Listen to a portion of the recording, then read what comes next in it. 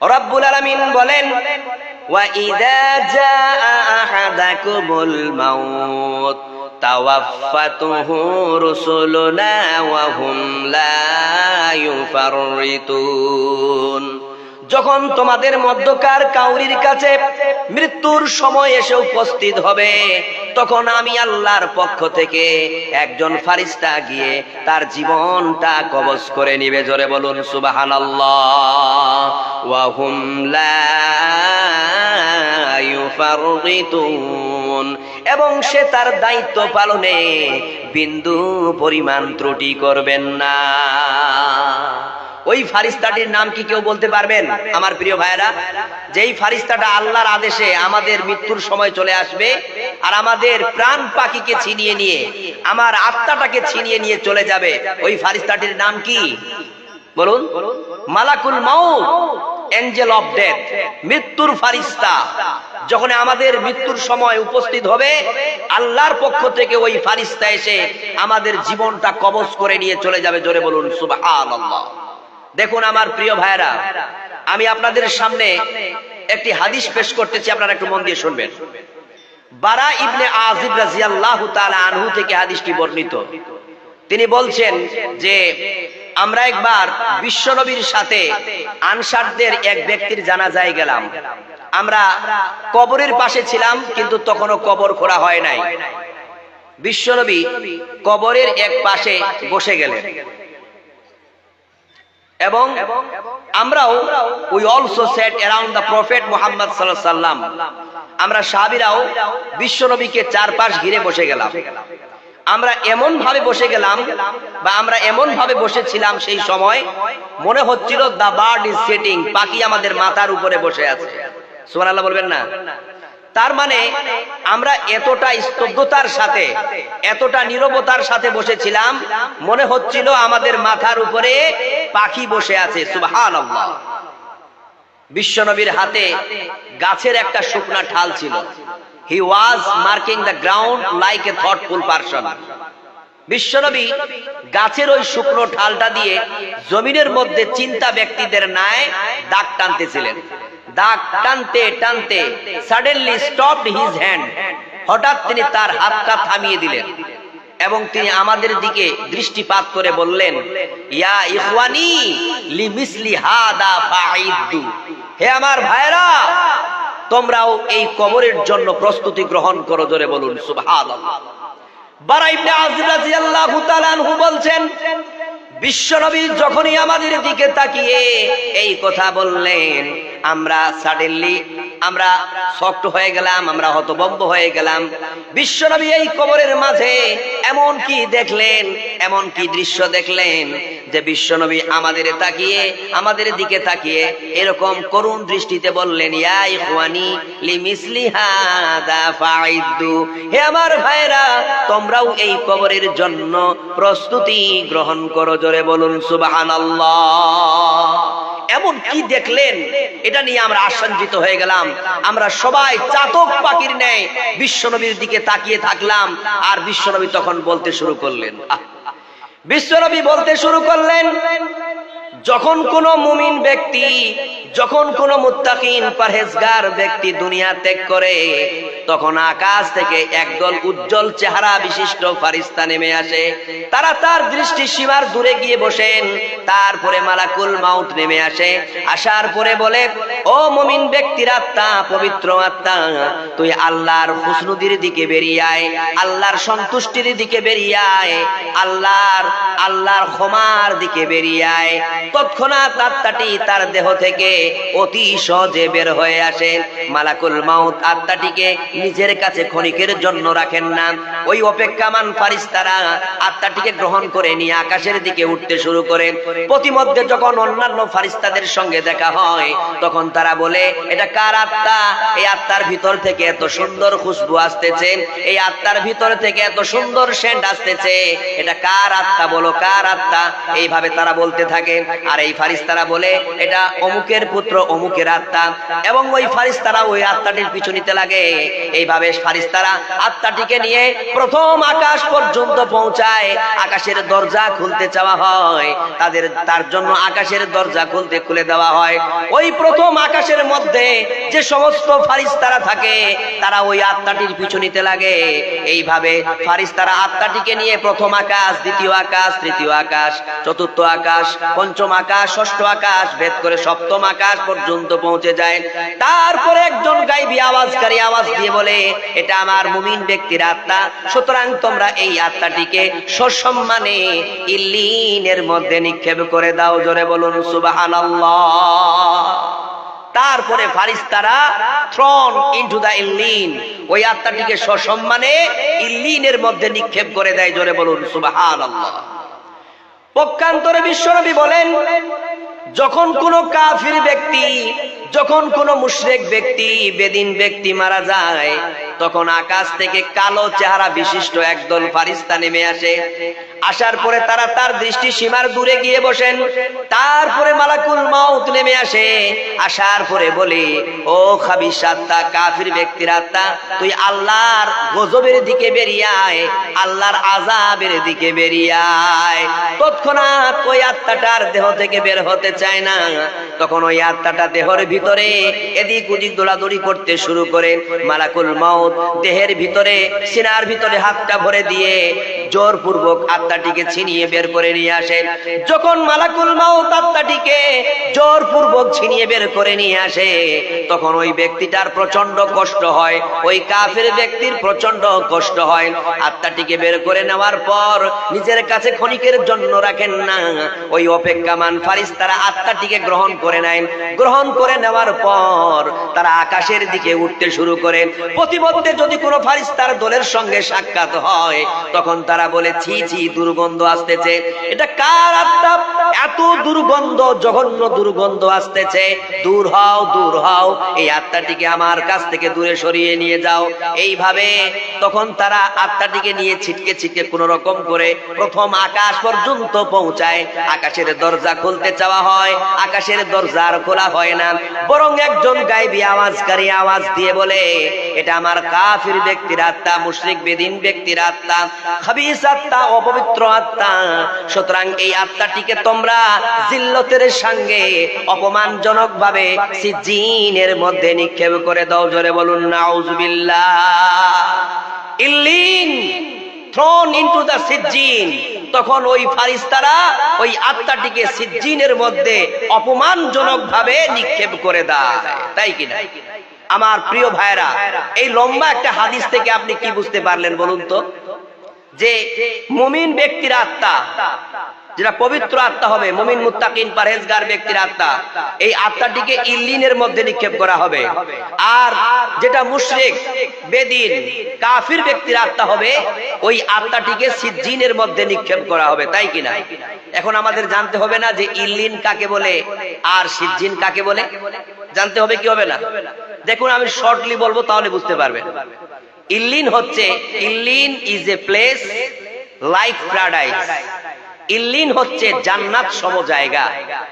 জান্নাতে যেমন সুখ আছে, শান্তি আছে, আয়েশ আছে, আরাম আছে, তেমনি ভাবে ইল্লিনের মধ্যে সুখ আছে, শান্তি আছে, আয়েশ আছে, আরাম আছে।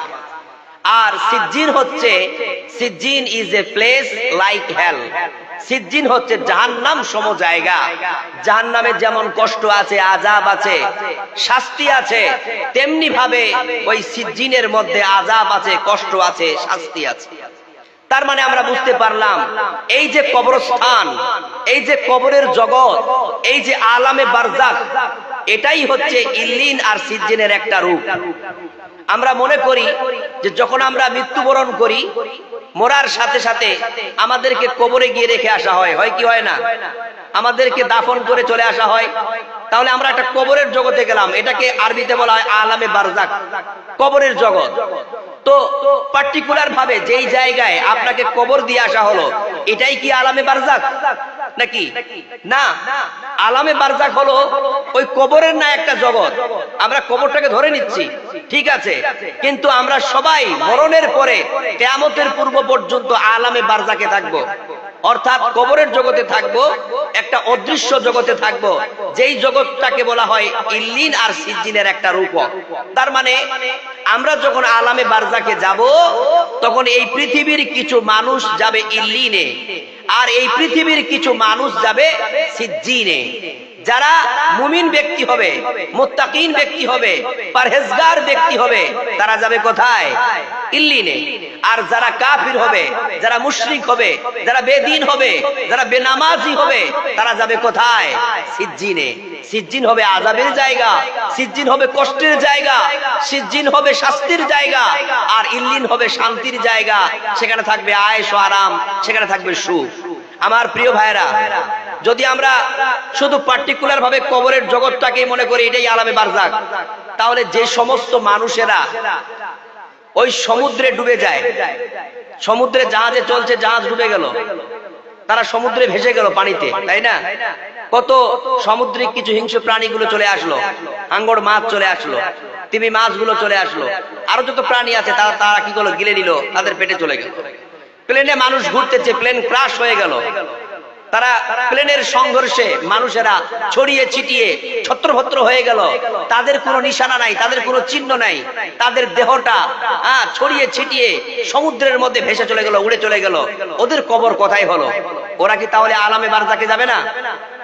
ওরাও আলামে বারজাকে যাবে। অর্থাৎ এই পৃথিবীতে যখন কোনো মানুষ তার আত্মাকে ত্যাগ করবে, এই পৃথিবীতে কোনো মানুষ, কোনো দেহ যখন তার আত্মাকে ত্যাগ করবে, তখন ওই আত্মাটা চলে যাবে ইল্লিন এবং সিজ্জিন নামক জায়গায়, আর ওটাকেই বলা হয় আলামে বারজাক। জোরে বলুন সুবহানাল্লাহ। সুতরাং আমার প্রিয় ভাইরা, এই জন্যই আপনাদেরকে অনুরোধ করে বলবো, একদিন আমাদের মরতে হবে, মরণের স্বাদ আমাদের গ্রহণ করতে হবে, আর আমরা মরণের পরে চলে যাব আলামে বারজাকে, অর্থাৎ এই কবরের জগতে, যেই জগতের দুটো রূপক, একটা হলো ইল্লিন আর একটা সিজ্জিন। তাহলে এই যে কবর আমাদের জায়গা, মরণের পরের ঠিকানা, এই আলামে বারজাক, এই কবরের জগৎ, এটাকে নিয়ে কি ভয় হয় না? এটাকে নিয়ে কি চিন্তা হয় না? আপনার কি মনে হয় না? Do you worry about going to the grave? আপনি কি চিন্তা করেন না যে আপনাকে একদিন কবরে যেতে হবে? এই চিন্তাটা কি আমাদের আছে? নাই। চিন্তা করে দেখো না, কবরে কি যাইবা না? চিন্তা করে দেখো না, কবরে কি যাইবা না? যেই কবরে আল্লাহ ছাড়া বন্ধু কেহ থাকবে না, যেই কবরে আল্লাহ ছাড়া বন্ধু কেহ থাকবে না। চিন্তা করে দেখো না, কবরে কি যাইবা না? চিন্তা করে দেখো না, কবরে কি যাইবা না? এই দুনিয়ায় সবই পর, কবর যে তোর আসল ঘর। এই দুনিয়ায় সবই পর, কবর যে তোর আসল ঘর। কেমনি সেথায় থাকবি পড়ে, শুধুই মাটির বিছানা। চিন্তা করে দেখো না, কবরে কি যাইবা না? চিন্তা করে দেখো না, কবরে কি যাইবা না? এই দুনিয়া ছাড়িয়া কোথায় যাইবা ভাগিয়া? এই দুনিয়া ছাড়িয়া কোথায় যাইবা ভাগিয়া? মরণ তোমার লইবে ঘিরি, যতই করো বাহানা। চিন্তা করে দেখো না, কবরে কি যাইবা না? চিন্তা করে দেখো না, কবরে কি যাইবা না? দিলে ভরা অহংকার, চিনো না আজ খোদার ঘর।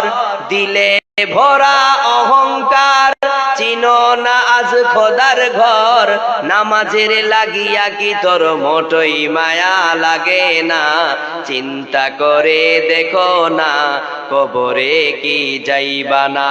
চিন্তা করে দেখো না, কবরে কি যাইবা না? বাপজিরা, তরুণ যুবক ভাইরা, আপনারা কি চিন্তা করে দেখেন না যে আমাদেরকে একদিন কবরে যেতে হবে, ওই অন্ধকার ঘরে যেতে হবে, যেটা আমাদের মরণের পর ঠিকানা হবে, ওখানে আমাদের অনন্তকাল থাকতে হবে। কতদিন পর্যন্ত? হাত্তা তাকুমা সাআ, যতদিন না কিয়ামত অনুষ্ঠিত হচ্ছে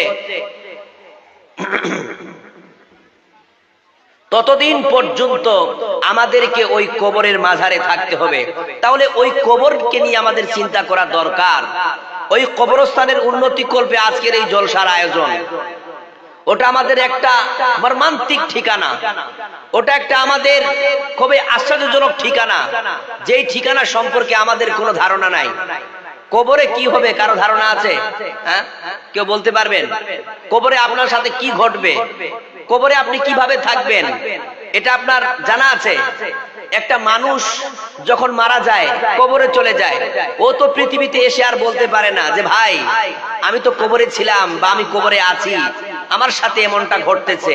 তাহলে এরকম একটা ভয়ঙ্কর জায়গা কবর, এরকম একটা ভয়ঙ্কর জায়গা আলামে বারজাখ, যেটাতে আমাদের যেতে হবে। তাহলে ওই জায়গাটার উন্নতি কল্পে আজকে আমাদের এই জলসা করা হয়েছে। তাহলে আমরা কেন বখিলতা করব? আমরা কেন কার্পণ্য করব যে মরণের পরে যেটা আমাদের ঠিকানা, কিয়ামত পর্যন্ত আমরা যেখানে থাকব, সেই জায়গাটার নির্মাণের ব্যাপারে, সেই জায়গাটার রক্ষণাবেক্ষণের ব্যাপারে আমরা কেন মুক্ত হস্তে আল্লাহর রাস্তায় দান করতে পারবো না?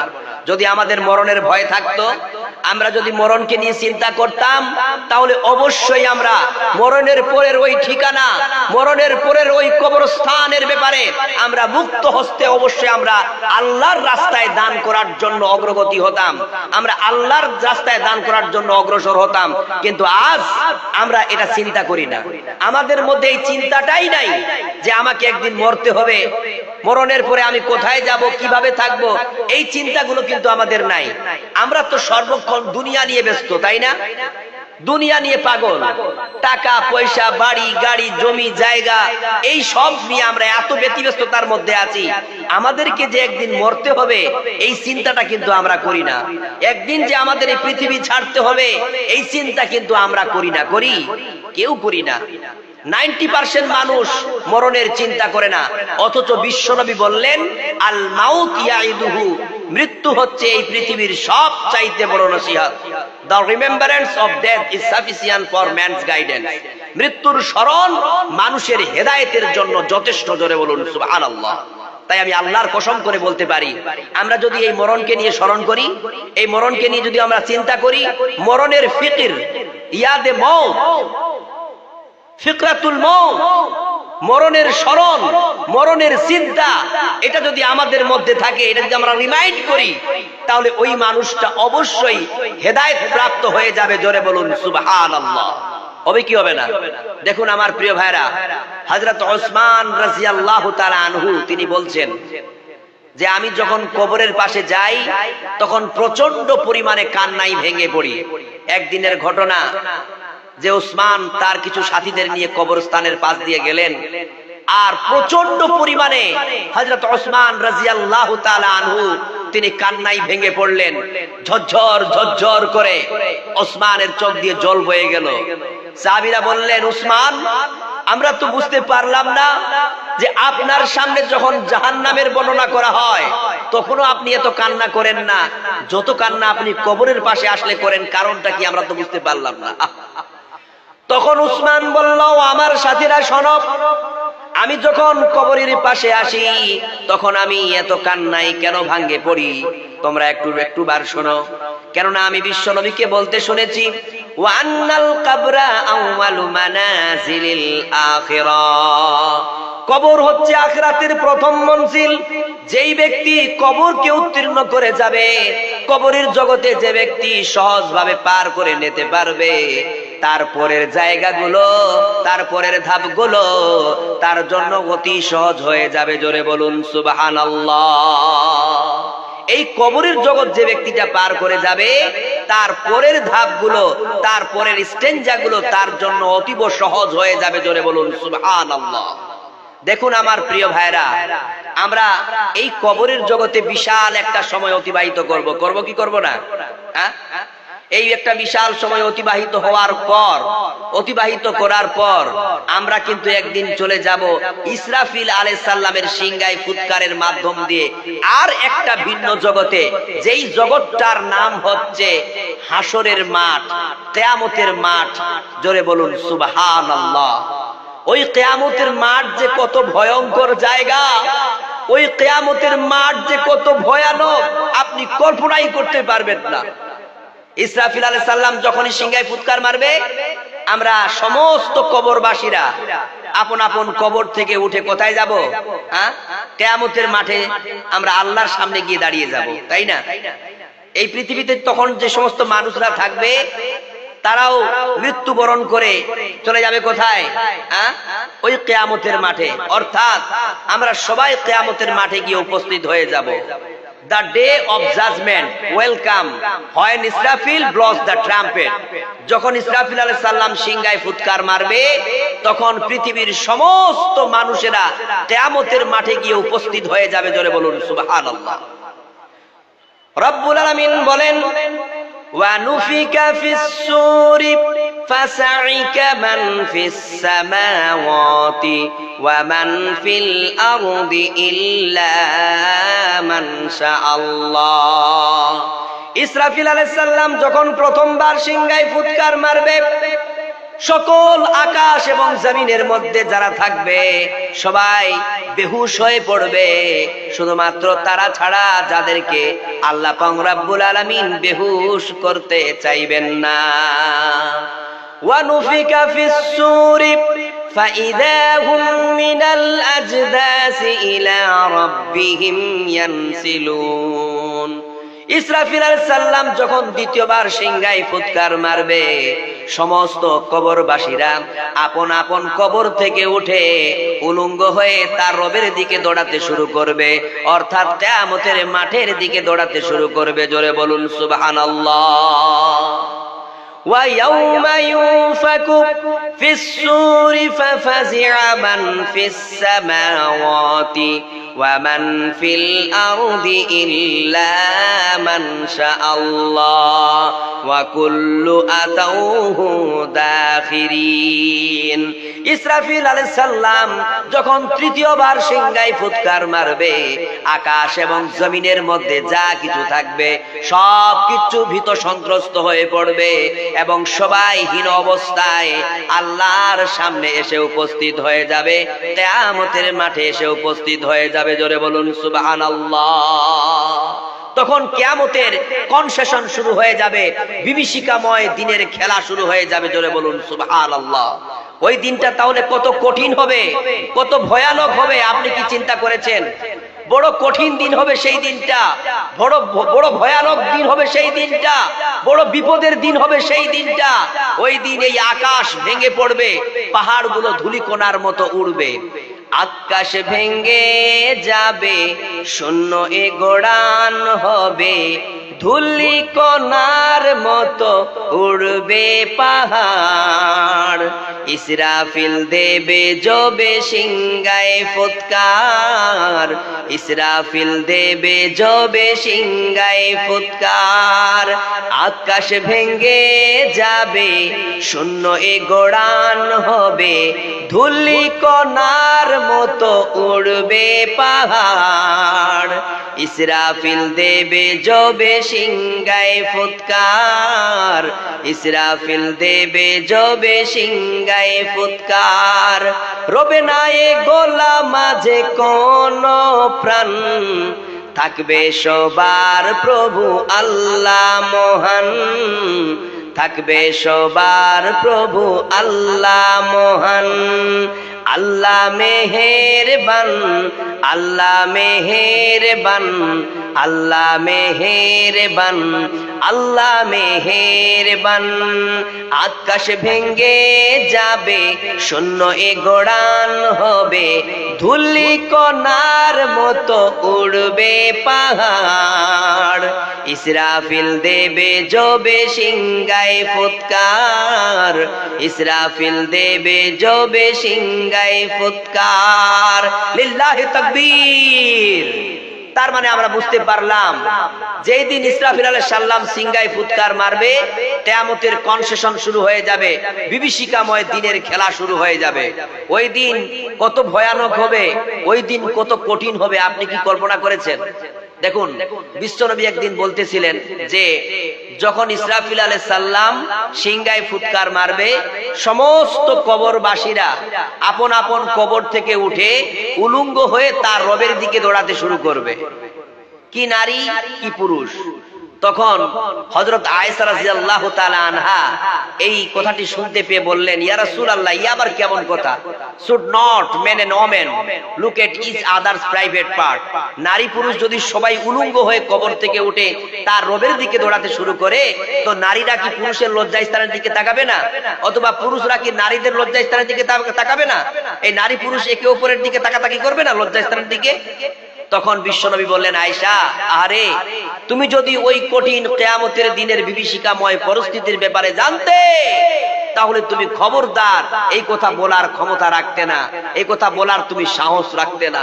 আয়েশা, ওই দিন বড় কঠিন দিন হবে, ওই দিন বড় বিপদের দিন হবে, ওই দিন বড় ভয়ানক দিন হবে, ওই দিন বড় বিপদের দিন হবে, যেই দিন মানুষ সবাই নাফসি নাফসি করবে। ওই দিন মানুষ একে অপরের দিকে তাকাবার তো দূরের কথা, সে নিজের দিকে তাকিয়ে লক্ষ্য করতে পারবে না যে আমার পরনে কাপড় আছে না নাই। গর্ভবতী মায়েরা তাদের গর্ভ খসে পড়বে, তারা টের পাবে না। অর্থাৎ ওই দিন এত কঠিন দিন হবে, ওই দিন কেউ কারোর দিকে খেয়াল করার সুযোগ লাভ করবে না। ওই দিন সবাই বলবে নাফসি নাফসি, আয় আল্লাহ আমার যে কি হবে, আমার যে কি হবে আল্লাহ, আমার আমল নামা আমি ডান হাতে পাবো না আমার বাম হাতে পাবো, আমার যে কি অবস্থা হবে। অর্থাৎ ওই দিন প্রত্যেকটা মানুষ নাফসি নাফসি করবে, প্রত্যেকটা মানুষ হায় হায় করবে, আল্লাহ আমার যে কি হবে। এই যে প্রচন্ড গ্রীষ্মকালের দিনে আপনারা নিশ্চয়ই মাঠ ঘাটে কাজ করার জন্য যান, আমাদের মাথার উপরে যে আমরা সূর্য দেখতে পাই, এই সূর্যটা আমাদের মাথার হাজার হাজার মাইল উপরে আছে। অথচ দেখবেন প্রচন্ড গ্রীষ্মকালের দিনে যখন আমরা মাঠে কাজ করতে যাই আর আমাদের মাথার উপরে ওই সূর্যের তাপ পড়তে শুরু করে, আমরা ওই সূর্যের তাপটাকে বরদাস্ত করতে পারি না। পারি কি পারি? পারি না। তখন আমরা ওই সূর্যের তাপ, মাইকটা কেন মাইক তো শেষ করে দিল, সূর্যের তাপ সহ্য না করতে পেরে তখন আমরা একটা গাছের ছায়ায় গিয়ে আশ্রয় নিই না। এইভাবে আমরা লক্ষ্য করে দেখতে পাই এই সূর্যের তাপ আমরা সহ্য করতে পারি না। অথচ এই দুনিয়ার জগতে এই সূর্যটা আমাদের মাথার হাজার হাজার মাইল উপরে আছে। কঠিন কিয়ামতের দিন এই সূর্যটা এত উপরে থাকবে না, বরং এই সূর্যটা মানুষের মাথার 1 মাইল উপরে চলে আসবে অথবা 1 হাত উপরে চলে আসবে। ওই দিন সূর্যের তাপে, রৌদ্রের তাপে মানুষের মাথার মগজটা গলে গিয়ে নাক আর কানের ছিদ্র দিয়ে মোমবাতির মতো গলে চলে যাবে। জোরে বলুন নাউজুবিল্লাহ। মানুষেরা ত্রাহি ত্রাহি করবে, আল্লাহ ইয়া ইলাহাল আলামিন, ইয়া রাব্বুল আলামিন, তোমার এই রৌদ্রের তাপ আমরা সহ্য করতে পারি না আল্লাহ, তোমাদের রোদের এই তাপ আমরা সহ্য করতে পারি না। রোদের তাপে মানুষের কলিজা শুকিয়ে যাবে, মানুষেরা পিপাসার চোটে। এভাবে করলে হয়? আমার ব্রেন খেয়ে নিচ্ছে, বাপরে। কমান না, কমান কমান, কেউ নাই? অপারেটর কোথায় গেল?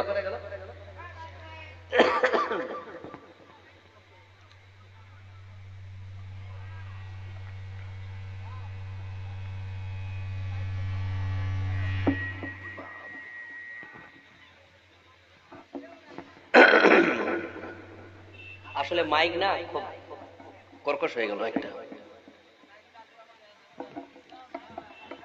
তার মানে আমরা বুঝতে পারলাম যে ওই কঠিন কিয়ামতের দিন, এই যে আমরা সূর্য দেখতে পারতেছি না। মাইকম্যান আপনি কোথায় আছেন? Sound system neat and clean করুন, আসুন, আপনার সাউন্ড সিস্টেম খারাপ হয়ে যাচ্ছে।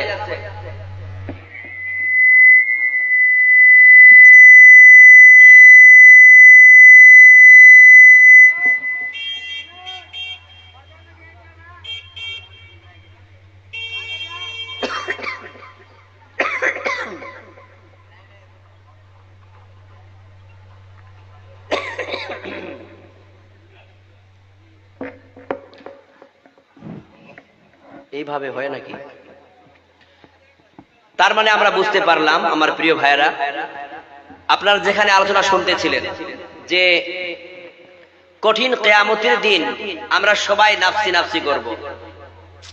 বাপরে, আমার গলাতে লাগছে কি গো? এভাবে কেউ সাউন্ড সিস্টেম ছেড়ে যায়?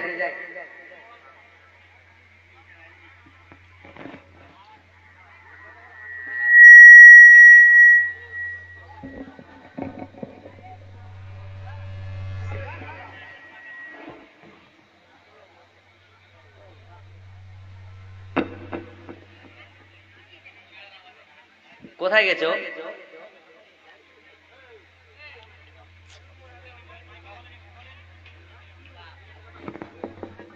মাইক ম্যান, আপনি তাড়াতাড়ি করে আসুন, আপনার সাউন্ড সিস্টেম খারাপ হয়ে গেছে, আপনি আসুন। ইস বাপরে,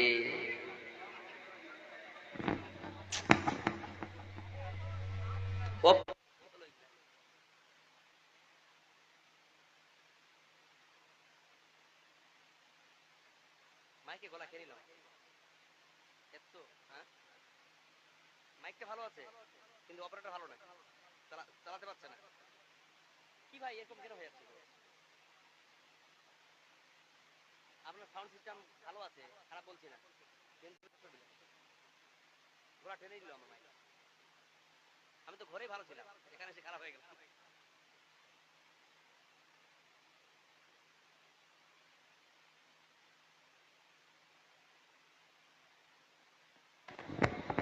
ঠিক করেন তো।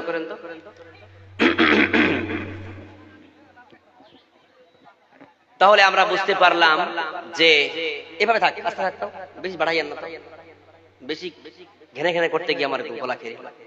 আসলে বিষয়টা হচ্ছে আমরা যেটা বলতে চাইছিলাম যে ওই কঠিন কিয়ামতের দিন আমরা সবাই নাফসি নাফসি করব, তাই কিনা? আমরা এটাই চিন্তা করব যে আল্লাহ, আমাদের আমল নামা আমাদের ডান হাতে আসবে না আমাদের বাম হাতে আসবে, আমার অবস্থা কি হবে? এই নিয়ে আমরা, আপনি বাড়াবেন না, কমান, আপনি কমান, আপনার মাইক আমাকে খেয়ে নিচ্ছে। হ্যাঁ থাক, কমাই দেন।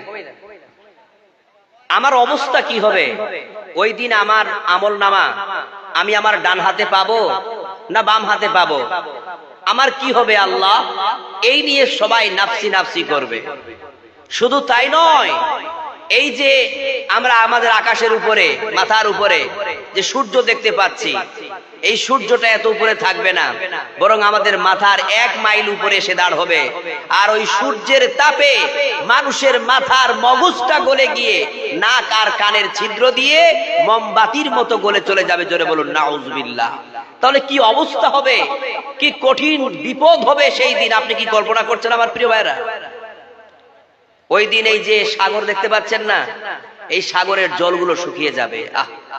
সাগর শুকিয়ে যাবে একদিন, পাহাড় তুলো হয়ে উড়বে, মহাকাশ ভুলে যাবে নিয়ম কানুন, পাথর জ্বালানি হয়ে পড়বে। তবে আর ভরসা কি থাকে আমার, প্রভু চাই যে কেবল শুধু তোমার দিদার। সাগর শুকিয়ে যাবে একদিন, পাহাড় তুলো হয়ে উড়বে, মহাকাশ ভুলে যাবে নিয়ম কানুন, পাথর জ্বালানি হয়ে পড়বে। লিল্লাহি তাকবীর। তার মানে ওই দিন সাগরের জল শুকিয়ে যাবে, এই পাহাড়গুলো ধূলিকণার মতো উড়বে, মহাকাশ তার নিয়ম কানুন ভুলে যাবে। এরকম একটা বিধ্বস্ত দিনে, এরকম একটা কঠিন মহা বিপদের সম্মুখীন আমরা সবাই হব। ওই দিন আমরা কি করে আল্লাহর ওই কঠিন বিপদ থেকে নাজাত পাবো, কি করে আমরা উদ্ধার পাবো, এই নিয়ে কি কখনো আমাদের চিন্তা হয়? হয় না। আমরা চিন্তাই করি না, আমরা ভাবি না যে আমরা কবরের জগৎটা কিভাবে পার করব। কবরের জগতের পর আমরা যে হাসরের জগতে যাব, ওই হাসরের জগতের মহা বিপদের দিন আমরা কি করে উদ্ধার পাবো, কি করে নাজাত পাবো, এই চিন্তাগুলো কিন্তু আমাদের মাথায় ঘুরে না। ওই দিন মানুষেরা পাগলের ন্যায় হয়ে যাবে, সমস্ত মানুষেরা তাদের অবস্থার পরিবর্তন কামনা করবে আল্লাহর কাছে। তারা তাদের ওই অবস্থাকে টিকে রাখতে পারবে না, কারণ সূর্যের তাপে এই জমিনটা, কিয়ামতের মাঠের জমিনটা পুড়ে তামার ন্যায় হয়ে যাবে এবং মানুষেরা ওই তার পা গুলোকে জমিনের উপরে রাখতে পারবে না, কারণ পুড়ে তামা হওয়ার কারণে যখনই মানুষেরা কিয়ামতের দিন পা গুলোকে জমিনের উপরে রাখবে, ওই যে পুড়ে তামা হয়ে গেছে তার উত্তাপে পা গুলো জ্বলে ফোসা পড়ে যাবে, ঝলসে যাবে। তারা তখন মৌমাছির মতো দৌড়াদৌড়ি করবে, এদিক ওদিক দৌড়াদৌড়ি করবে, দাঁড়িয়ে থাকতে পারবে না, স্থির হয়ে থাকতে পারবে না।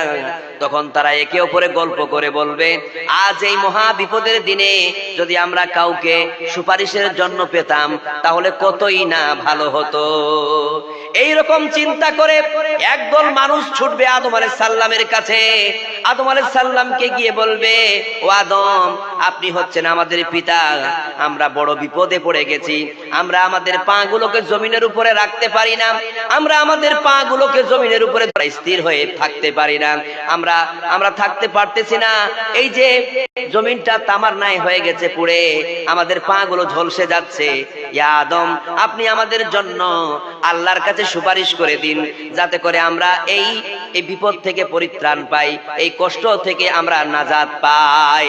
আদম আলাইহিস সালাম তখন বলবেন, ও আমার সন্তানেরা শোনো, আমি তো নিজেই আল্লাহর কাছে গুনাহগার, আমি অনেক গুনাহ করেছি, পাপ করেছি, সুতরাং তোমরা আমার কাছে এটা চাইও না, কারণ আমি আল্লাহর কাছে সুপারিশ করার মতো ক্ষমতা রাখি না, কারণ আমি নিজেই গুনাহগার। তোমরা অন্য জনের কাছে চলে যাও, অন্য কারো কাছে যাও। তখন তারা বাকি নবীদের কাছে একের পর এক ছুটবে, সবাই তাদেরকে ফিরিয়ে দেবে, কেউ সুপারিশ করতে পারবে না। শেষ পর্যন্ত লোকেরা দলবদ্ধ হয়ে বিশ্ব নবীর কাছে যাবে। বিশ্ব নবীর কাছে গিয়ে তারা দেখবে বিশ্বনবী অলরেডি সাজদায় অবনত হয়ে আছেন। জোরে বলুন সুবহানাল্লাহ। বিশ্বনবী আল্লাহর কাছে দোয়া করে বলছেন, ইয়া ইলাহাল আলামিন, ইয়া রাব্বুল আলামিন, এই আমার উম্মতেরা, তোমার এই বান্দারা আল্লাহ বড় দুর্বল, আল্লাহ গো, তোমার এই কষ্টকে তারা বরদাস্ত করতে পারছে না আল্লাহ, তোমার এই অবস্থাকে তারা স্বীকার করতে পারতেছে না আল্লাহ, তুমি আমার উম্মতদেরকে নাজাত দিয়ে দাও, তুমি আমার উম্মতদেরকে পরিত্রাণ দিয়ে দাও।